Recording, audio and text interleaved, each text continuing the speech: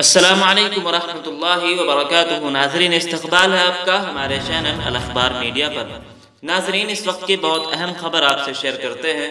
حضرت مولانا ارشد مدنی صاحب مدظل العالی نے یوپی حکومت کے مدرسوں کے سروے کو لے کر بڑا بیان جاری کیا ہے۔ ذی سلام میڈیا سے بات کرتے ہوئے مولانا ارشد مدنی صاحب نے کہا ہے کہ اب تک جن مدرسوں کا سروے ہوا ہے اس میں اس طرح کی کوئی خرابی اور پریشانی کی بات نظر نہیں آئی۔ بہت سے مدرسوں میں تو کاغذات تک بھی نہیں مانگے گئے، نہ ہی تفصیل پوچھی گئی، آئے اور دیکھ کر اطمینان ظاہر کرتے ہوئے چلے گئے۔ ناظرین، وہیں مولانا ارشد مدنی صاحب نے شیخ الہند میڈیکل کالج کا نام بدلنے کے مطالبے پر جو یوگی حکومت نے یہ کہتے ہوئے انکار کر دیا تھا کہ وہ مجاہد آزادی تھے، اس لیے ان کے نام سے بنے میڈیکل کالج کا نام نہیں بدلا جائے گا۔